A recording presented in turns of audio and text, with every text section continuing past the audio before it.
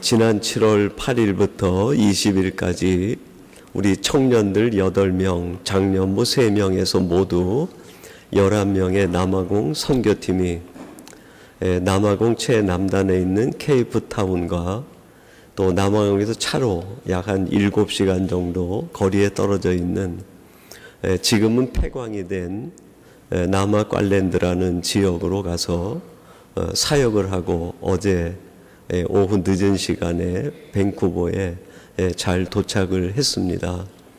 저희 선교팀을 위해서 기도해 주시고 또 마음으로 함께 해 주시고 또 사랑으로 후원해 주신 여러분들의 기도와 섬김이 있었기에 저희 11명의 선교팀이 정말 하나님이 행하시기 원하시는 것, 하나님의 눈길이 머물고 마음이 머무는 곳에서 사역을 잘 마치고 돌아올 수 있었습니다. 이 시간을 빌어서 다시 한번 우리 선교팀을 위해서 또 마음을 모아주시고 또 사랑으로 함께해 주신 우리 여러분에게 진심으로 감사의 말씀을 드립니다. 저희들이 케이프타운에서 지난 금요일 날 밤 11시 비행기로 출발을 해서 비행시간만 무려 25시간, 그리고 레이오까지 한 걸 합치면 거의 30시간 가까운 시간에 걸쳐서 귀교할 수 있었습니다. 목요일까지 사역을 마치고 금요일 날은 비행기 타는 시간까지 여유가 있어서 선교사님의 안내를 따라 케이프타운의 한 서너 곳을 돌아볼 기회가 있었습니다. 그 중에 한 곳이 케이프타운 다운타운에 있는 남아공의 역사를 빛낸 4명의 동상이 새겨져 있는 워터프론트 한 곳을 방문하게 되었습니다.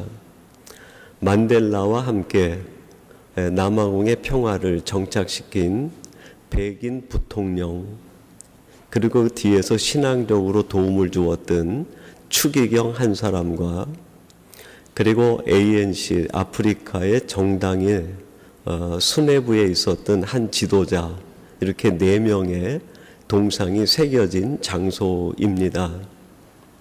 선교사님의 안내를 따라서 만델라 동상 앞에서 우리 선교팀이 사진을 찍고 그 지역을 돌아보는데 그 만델라 동상 바로 앞에 만델라가 했던 이야기가 새겨져 있는 것을 보게 되었습니다. 이런 글귀가 새겨져 있었습니다. Never, never and never again shall it be that this beautiful land will experience the oppression one by one another. 이 아름다운 땅에 다시는 사람에 의해서 사람이 억압당하는 일이 있어서는 안 될 것입니다 하는 만델라가 했던 이야기 중에 핵심 요조를 뽑아서 새겨놓은 구절입니다. 내용인즉슨 한마디로 요약하면 만델라는 사랑의 사람이다, 화해의 사람이고 용서의 사람이라 하는 것을 남아공 사람들이 인식하고 있는 그 내용을 그대로 담아서 새겨놓은 글귀가 아닌가 싶었습니다. 시내 곳곳을 다니는데 선물을 파는 곳이나 서점이나 만델라 기념관에 가게 되면 평소에 만델라가 했던 많은 이야기, 그가 남긴 문장과 쓴 글, 연선물 속에 있는 책 글귀를 모아서 잠언집을 만들어 놓은 것이 있습니다. 만델라의 어록집이죠. 약 200페이지 가까운 책 속에 만델라의 인생이 담겨 있고 그가 했던 이야기와 많은 글이 담겨 있었습니다. 그 많은 이야기들 속에서 사우스 아프리카 남아공 사람들이 기억하는 만델라는 그 잠언집에 있는 많은 이야기가 아니라 그가 평소에 하고 남겼던 한 문장으로 요약될 수 있는 삶의 이야기를 사람들이 기억하고 있었던 것입니다. 만델라는 결국 한 문장으로 요약된 거죠. 만델라의 그 많은 인생이 한 문장으로 요약이 됐는데 만델라는 사랑의 사람이었고 화해의 사람이었고 용서의 사람이었다. 다시는 이 땅에 사람이 사람을 억압하고 폭력이 행사되고 사람 위에 사람이 군림하는 그런 땅이 돼서는 안 되겠다. 그것이 사우스 아프리카의 사람들이 기억하고 있는 만델라의 모습이었습니다. 만델라의 동상과 그 글귀를 보고 돌아서는데 제 마음속에 이런 생각이 들었어요. 사람의 인생이란 그 사람이 몇 년을 살았든지 관계없이 한 문장으로 요약이 되는구나. 이번 선교 출발하면서 마칠 때까지 저는 개인적으로 히브리서 말씀을 하루에 한 장씩 읽으면서 묵상을 했었습니다. 전체 우리 선교팀은 매일 성경 7월, 8월 분량 중에 해당되는 말씀을 가지고 아침마다 큐티를 했는데 그것과 함께 저는 따로 이 히브리서 말씀을 하나씩 묵상하기 시작을 했어요. 한 장 한 장이 정말 내게 주시는 귀한 말씀으로 다가오는 말씀이었는데 11장을 묵상하고 읽는 중에 밀물처럼 다가오는 하나님의 도전적인 말씀이 제 마음을 때리고 울리기 시작을 했습니다. 그 11장에 표현된 말씀 한 단어가 계속 반복이 되는데 믿음으로 라는 단어입니다. 3절에 보면 믿음으로 모든 세계가, 4절은 이렇게 시작합니다. 믿음으로 아벨은, 5절은 믿음으로 에녹은, 7절 믿음으로 노아는, 8절 믿음으로 아브라함은, 11절 믿음으로 사라는, 계속 이어집니다. 이삭, 야곱, 요셉, 모세 12사사로 계속 이어지다가 마지막 29절에 믿음으로 그들은, 마치 밀물처럼 11장을 읽어 내려가는데 믿음으로 아벨은, 믿음으로 노아는, 믿음으로 이삭은, 믿음으로 아브라함은, 계속 믿음으로라는 말씀이 다가오면서 누구는 믿음으로 살았는데 누구는 믿음으로 살았는데 너는 지금 무엇으로 살고 있니? 하는 말씀으로 계속 다가오는 거예요.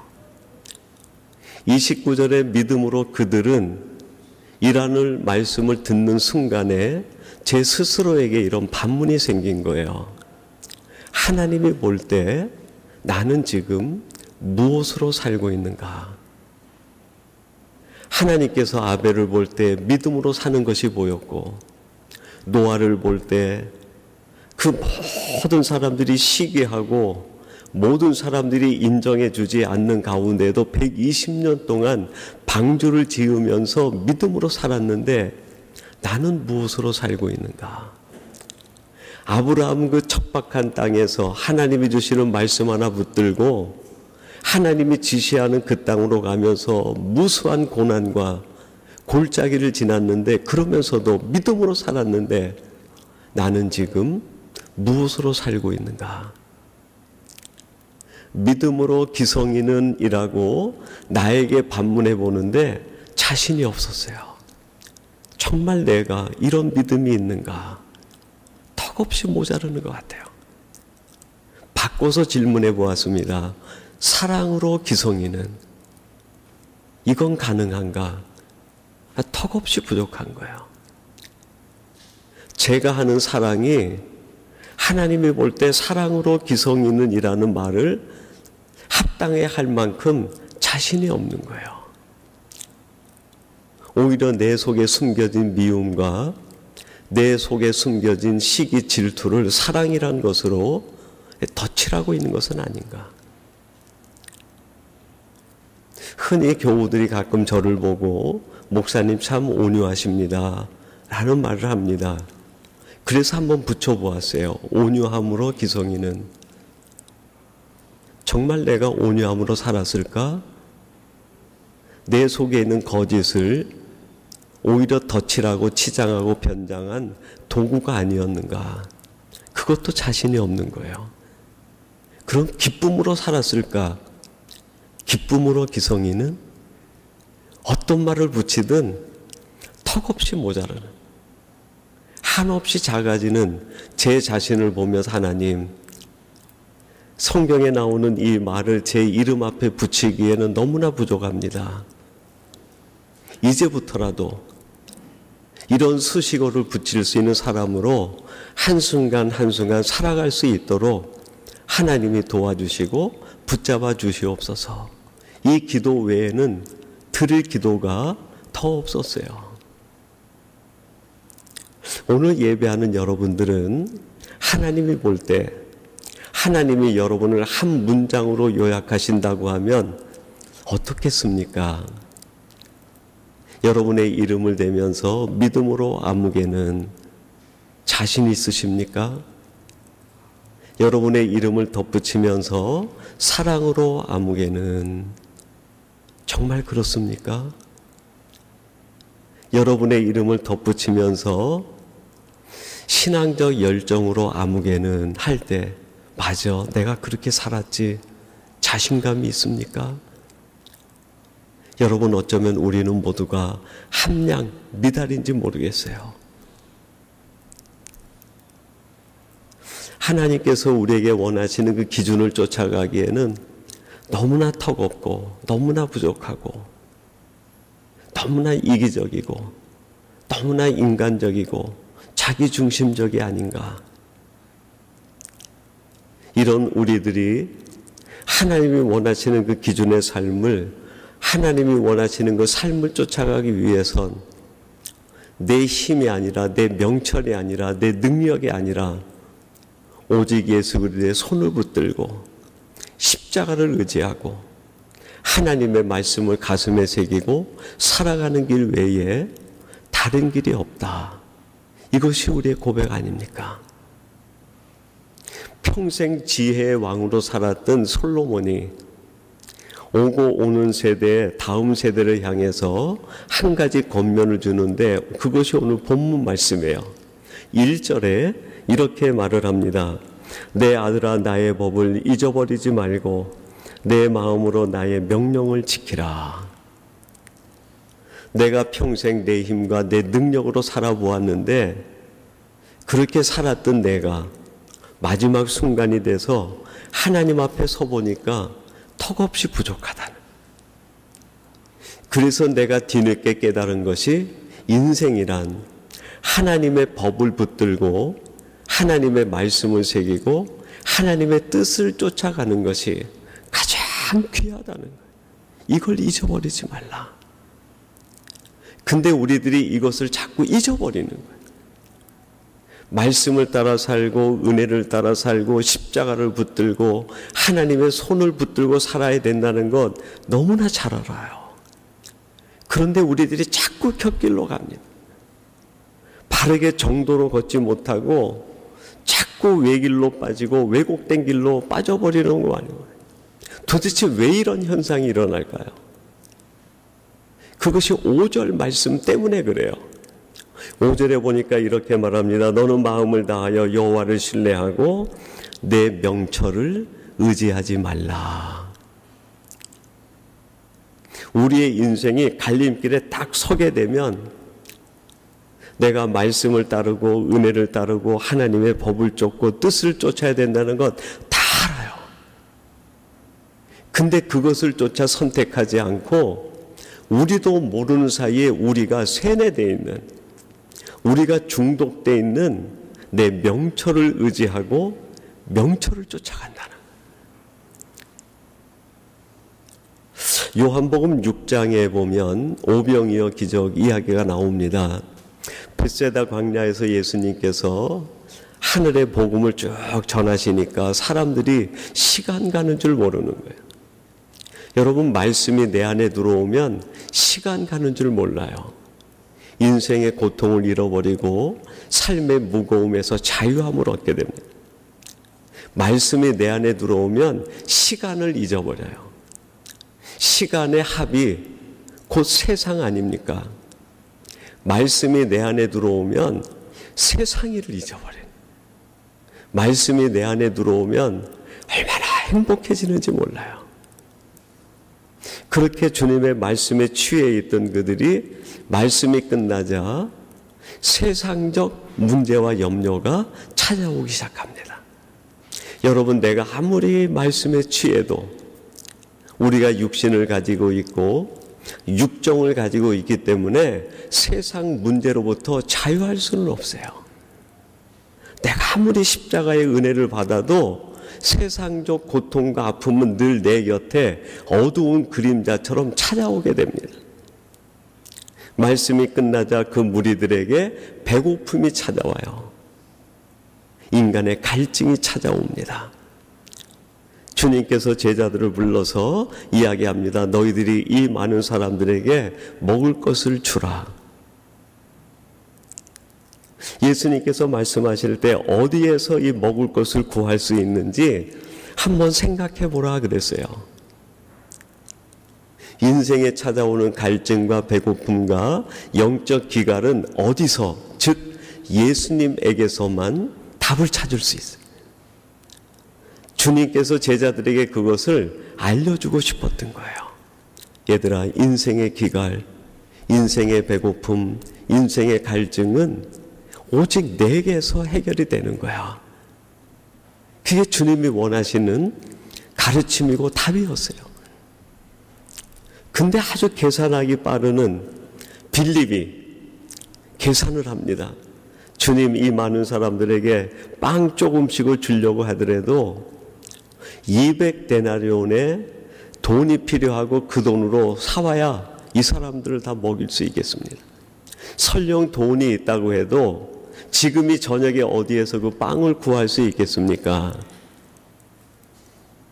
내가 인생의 답이라고 주님이 말씀하시는데 빌립은 자기 명철을 쫓아서, 자기 생각을 쫓아서 뭐라고 얘기합니까? 얼마나?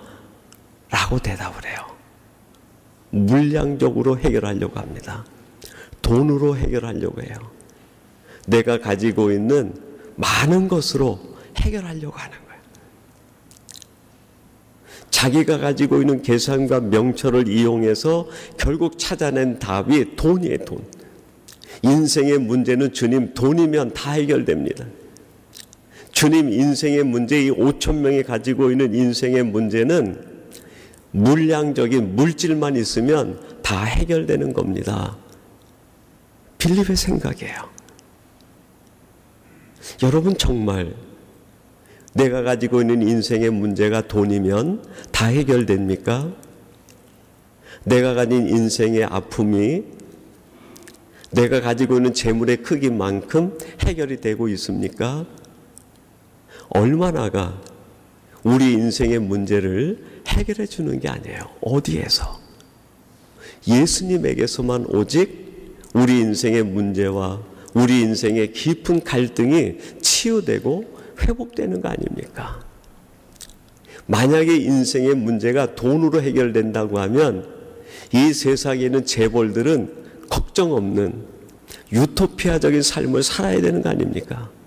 근데 왜 가끔 뉴스에 재벌들이 스스로 목숨을 끊고 재벌들이 마약을 하고 재벌들이 비정상적인 삶을 살아갑니까?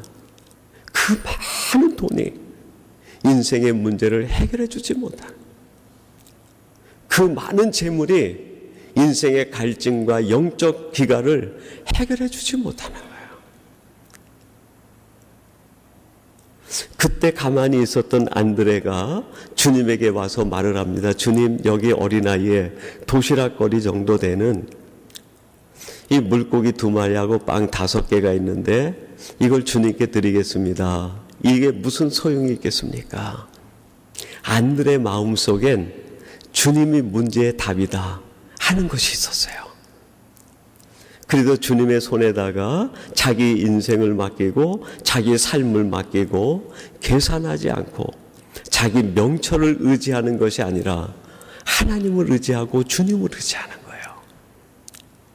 거기서부터 5천 명의 문제가 순식간에 풀려버립니다. 내 인생의 문제를 주님께 맡기는 순간에 주님이 해결해 주시는, 내가 살아가는 인생의 문제를 내가 해결하는 것이 아니라 그냥 그대로 맡기는 거예요. 아픔도 맡기고 상처도 맡기고 고난도 맡기고 내가 해결되지 못하는 갈증도 다 맡겨버리는 거예요. 주님, 내 인생의 문제, 오병이어 같은 이 약함을 우리 주님의 손에 맡깁니다. 그때 주님의 손에 들려지기만 하면 주님이 해결해 주시는 거예요. 이번에 우리 남아공 선교팀 가운데 그 사역을 하는 중에 정말 놀라운 간증거리가 하나 있었어요. 저희가 그 케이프타운에서도 그 흑인 마을 컬리처에 들어가서 어린이 사역과 전도 사역을 하고 또 집회를 하고 했는데, 거기에서도 많은 감동이 있었지만 거기에서 7시간 정도, 키로수로는 약 한 580km 정도 떨어진 아까 말씀드린 구리 광산인데 지금은 폐광이 된 거예요. 그러니까 거기에 사는 일할 남자들은 다 외지로 떠나버리고 그 마을에는 여자들과 또 약한 사람들, 일하는데 취직이 되지 않고 어린아이들만 있는 정말 어렵고 힘든 지역이었습니다. 선교사님의 말을 빌리면 그 지역에 사는 사람들에게 희망이 없다는, 내일이 보이지 않는다는 거예요. 저희들이 실제로 그 마을에 가서 전도를 하는데, 전도하는 중에 만난 사람들 중에 대부분이 술에 취해 있고 마약에 취해 있는 거예요. 행설수설하는 거예요. 저희가 그곳에 사는 사역이 가장 메인 사역이 전도 사역이었어요. 그래서 청년들과 현지인들이 아프리칸식 언어를 해야 되니까 짝이 돼가지고 2인 1조로 가가호를 방문하면서 전도를 하게 되었습니다.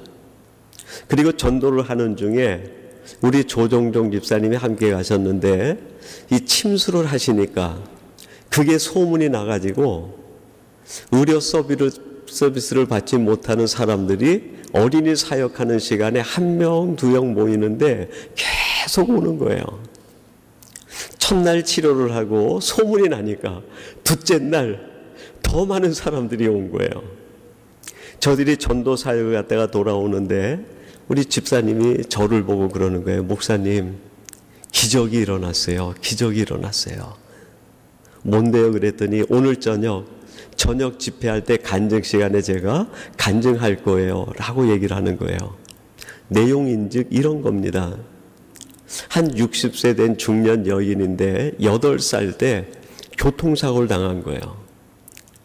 서비스를 받지 못하고 치료를 제대로 받지 못해서 발목이 이렇게 비틀려 있는,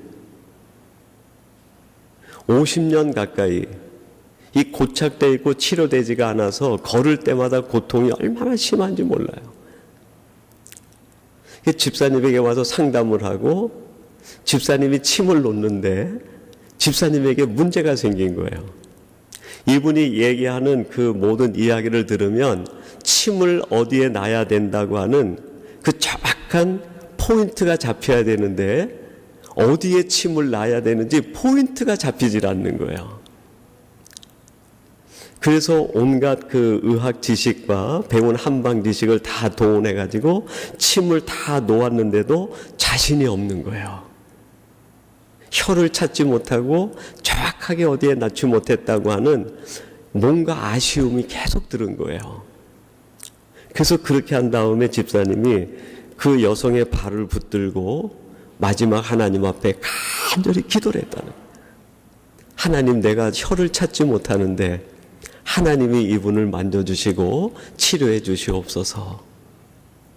우리가 아는 우리 조 집사님이 그렇게 기도가 뜨거운 분은 아니지 않습니까? 늘 기도할 때 조용하시고 사분사분하신 분인데 얼마나 간절했으면 그 여성의 그 더러운 발에 손을 얹고 간절히 기도를 했겠어요. 시간이 지나서 침을 다 빼고 난 뒤에 얼마나 조마조마했겠습니까? 근데 이분이 침을 빼고 나는 순간에 첫 마디가 아프지가 않다는 거예요. 집사님의 표현을 빌리면 그 자리에서 펄쩍펄쩍 뛰면서 통증이 다 사라졌다고. 그분이 놀란 게 아니라 누가 놀랐을까요? 집사님이 놀란 거예요. 그게 얼마나 충격으로 다가왔든지 저희들에게 이야기를 하고 저녁에 모든 그 현지인들이 모여서 함께 예배하는 자리에서 간증을 하시는 거예요. 그러면서 하시는 말이, 이거는 내가 한 것이 아니라 하나님이 하셨습니다. 내 의학 지식이 고치는 것이 아니라 하나님이 고치십니다. 내가 능력이 있는 것이 아니라 하나님이 능력이 있습니다. 내가 삐뚤어진 발을 잡아주는 것이 아니라 하나님만이 잡아줄 수 있습니다. 그 간증을 듣는데 제 마음속에 그런 생각이 드는 거예요. 그래, 삐뚤어진 우리 인생을 내 명철이 고치는 것이 아니라 하나님의 말씀이 고친다. 내 삐뚤어진 삶을 어떻게 내 지식으로 고칠 수 있고 내 능력으로 고칠 수 있고 내 의지로 고칠 수 있겠는가? 삐뚤어진 내 삶을 고칠 수 있는 유일한 치료책은 하나님 말씀밖에 없는 거예요. 그 간증을 하는데 모든 현지인들이 다 우는 거예요. 여러분, 요한복음 6장 16절 17절에 보면 이런 말씀이 나옵니다. 저물매 제자들이 바다에 내려가서 배를 타고 바다를 건너 가버나움으로 가는데 이미 어두웠고 예수는 아직 그들에게 오시지 아니하셨더니, 오병이어 기적이 끝난 뒤에 5,000명을 먹이고 12광주리를 거둔 뒤에 예수님이 잠시 자리를 비켰어요. 근데 이 벳세다 광야에서 건너편 가버나움으로 가려고 하는데 예수님이 오시지 않는 거예요. 그래서 제자들이 자신들만 배에 타고 이 지중해 요 바닷가를 건너서 갈릴리 호수를 건너서 가버나움으로 가려고 뱃길을 떠난 거예요. 여러분이 갈릴리 호수는 제자들이 평생 살던 곳입니다. 제자들이 평생 금을 내리고 그 물속 깊이까지 다 알 정도로 그 갈릴리 호수에 아주 정확한 정보를 가지고 있는 사람들이 바로 제자들이에요. 그러니까 제자들이 예수님 없이도 저 정도 가버나움까지 가는데 우리끼리도 얼마든지 갈 수 있다고 생각을 한 거예요. 이 정도 뱃길쯤이야 예수님 없이 내가 갈 수 있다. 자신들의 명철을 믿은 겁니다. 그동안의 내 지식, 그동안의 내 경험, 이것만 가지면 이 정도쯤이야 예수님 없이도 갈 수 있다. 여러분, 우리 인생의 문제가 어디서 시작이 됩니까? 바로 여기서 시작이 돼요. 이 정도쯤이야 예수님 없이 내가 얼마든지 할 수 있어. 이 정도쯤이야. 뭐 말씀까지 묵상하면서 말씀의 능력을 구하면서 갈 필요는 뭐가 있어? 내가 평생 이 길을 살고 내가 평생 노하우를 갖고 있고 내가 가장 잘하는 것이 이것인데 예수님 없이 내가 얼마든지 할 수 있고 지금까지 그렇게 살아왔는데 뭐 주님을 필요로 하고 주님을 내 인생에 모시고 갈 필요가 무엇이 있어? 여러분, 거기에서부터 우리 인생의 문제가 시작이 됩니다. 그렇게 출발했던 제자들이 갈릴리 호수 한가운데에 이르렀을 때 큰 풍랑을 만나게 돼요. 명철을 의지하면 인생이 점점 더 어두워져요. 인간이 가지고 있는 소견을 따라가면 잘 되는 것 같지만 결정적인 순간에 큰 풍파를 만나게 됩니다. 내가 가진 경험이 내 인생을 완숙하게 할 것 같지만 내 경험을 의지하며 나가다 보면 결정적인 순간에 우리는 파손당하는 배처럼 쓰러지고 맙니다. 이번 선교팀을 저희들이 이끌고 함께 사역하는 중에 저희 선교팀이 케이프타운과 남아과일랜드 지역에서 정말 은혜로운 선교를 잘 마칠 수 있었어요. 비행기를 타고 돌아오는 길에 어떻게 이렇게 은혜로운 선교를 정말 잘 마칠 수 있었을까? 그 케이프타운의 흑인들이 사는 컬리처 마을은 통계상으로는 60%가 에이즈 환자 복균자라고 그래요. 그리고 인터넷을 검색해 보면 남아공에서 하루에 몇 시간 걸러 한 번씩 살인사건이, 권총강도 사건이 일어난대요. 성폭력 사건이 일어나는 게 비일비재하고, 전 세계에서 가장 위험하고 어려운 지역이 남아공 지역이라고 그래요. 물론 저희들이 간 그곳은 그 위험 지역을 피해서 사역을 했지만 위험이 도사리고 있는 것은 똑같은 상황이었어요. 청년들이 체력으로 가는데도 거기가 겨울이라 낮에는 20한 5, 6도 올라가고 새벽이 되면 영상 한 5도, 6도, 7도 되는데 기온차가 20도가 넘어요.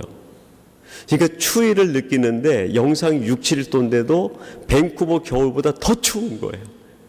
근데 거기에 충분히 대비를 하지 않아가지고 저녁에 자는데 그냥 침낭을 머리에 뒤집어 쓰고 자도 추운 거예요. 돌아가면서 청년들이 감기 기운이 생기는 거예요. 쉬운 것 같은데 정말 어려운 지역이었어요. 근데 청년들이 마지막 돌아오는데 얼마나 감사의 고백을 하는지 몰라요. 지금껏 선교를 다녀보았지만 이렇게 은혜로운 선교, 감동적인 하나님의 은혜를 체험해 본 게 막 가슴이 떨릴 정도라는 거예요. 어떻게 이런 은혜를 맛볼 수 있었는가? 제가 찾은 답은 한 가지였어요. 청년들이 사역을 하러 나가기 전이나 모든 일을 할 때 선교사님에게 계속 질문하는 거예요. 선교사님, 오늘은 무슨 옷을 입을까요? 선교사님, 오늘은 어디를 가나요? 선교사님, 오늘은 무엇을 준비할까요? 선교사님, 오늘 뭘 먹어야 될까요? 선교사님, 오늘은 내가 어떻게 해야 될까요? 무슨 노래를 준비하고 어떤 율동을 준비할까요? 쉬지 않고 모든 청년들이 우리 집사님을 포함해서 선교사님에게 계속 질문하는 거예요. 어떻게 할까요? 어떻게 할까요? 무엇 할까요? 뭘 입을까요? 얼마든지 본인이 가지고 있는 생각과 본인이 가지고 있는 소견에 따라서 할 수 있는 일임에도 불구하고 계속 질문을 하는 거예요. 선교사님이 그때마다 이렇게 입어라, 이런 준비를 해라, 여길 갈 거야, 오늘은 많이 먹어야 돼, 아침은 오늘 적게 먹어, 계속 답을 주시는 거예요. 나중에는 선교사님이 하는 농담마저도 아이들이 몰입을 해서 듣는 거예요. 선교사님의 입에서 떨어지는 말 한마디도 놓치지 않는, 그걸 전부 마음에 먹고 그대로 행동으로 옮기는 거예요. 야, 이게 이번 선교의 정말 놀라운 은혜의 비결이었겠다. 여러분, 우리 인생을 어떻게 하면 멋지게 살 수 있을까요? 우리 인생을 어떻게 하면 후회 없이 살 수 있을까요? 우리 한 번뿐인 인생을 어떻게 하면 기쁨과 축복으로 살아갈 수 있을까요? 묻고 듣는 거예요. 하나님, 오늘 제가 어떻게 할까요? 하나님, 제가 오늘 사람을 만나는데 어떤 말을 할까요? 하나님, 내가 오늘 일을 하는데 어떤 자세를 할까요? 하나님, 내가 오늘 어떤 삶을 살아야 될까요? 끊임없이 질문하고 끊임없이 묻고 하나님의 말씀을 통해서 주시는 응답에 마음에 새기고 따라가는 거예요.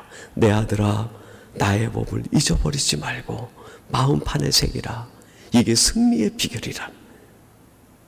내 명철을 의지하면 내 인생은 어두워집니다. 결정적인 순간에 풍랑을 만나요. 그러나 하나님의 말씀, 하나님의 법을 가슴에 새기고 살아가면 풍랑 속에서도 은혜를 경험하고, 문제 속에서도 기쁨을 발견하고, 절망 속에서도 희망을 보고, 가장 열악한 환경 속에서도 기적을 체험하게 되는 거예요. 오늘 예배하는 성도 여러분, 우리가 살아가는 삶은 이제 더 이상 내 명철을 의지하지 맙시다. 익숙한 길이라 할지라도, 내가 다 잘 아는 것이라 할지라도 한 번 더 주님 앞에 묻는 지혜가 필요한 거 아니겠습니까? 주님, 오늘은 내가 어떻게 살까요? 그러면서 말씀을 피는 거예요. 주님, 제가 오늘은 어떤 말을 해야 될까요? 말씀을 피는 거예요. 이것이 여러분에게 체질화될 때 하나님께서는 여러분의 형통을 주시고 여러분의 삶에 평안을 주시고 여러분의 길을 인도하시고 여러분의 이름이 존귀히 받는 위대한 하나님의 사람으로 만들어 주실 줄로 믿습니다. 이 은혜가 여러분에게 넘치게 되기를 주님의 이름으로 축원합니다. 하나님 아버지, 감사합니다. 오늘 주신 말씀처럼 저희들이 살아가는 인생 여정에서 우리의 명철을 의지하지 않게 하시고 익숙한 길을 할지라도 내 소견을 따르는 것이 아니라 하나님 앞에 묻고 하나님이 주시는 말씀을 마음에 새기며 살아가는 저희들 되게 해 주시옵소서. 예수님의 이름으로 기도하옵나이다. 아멘.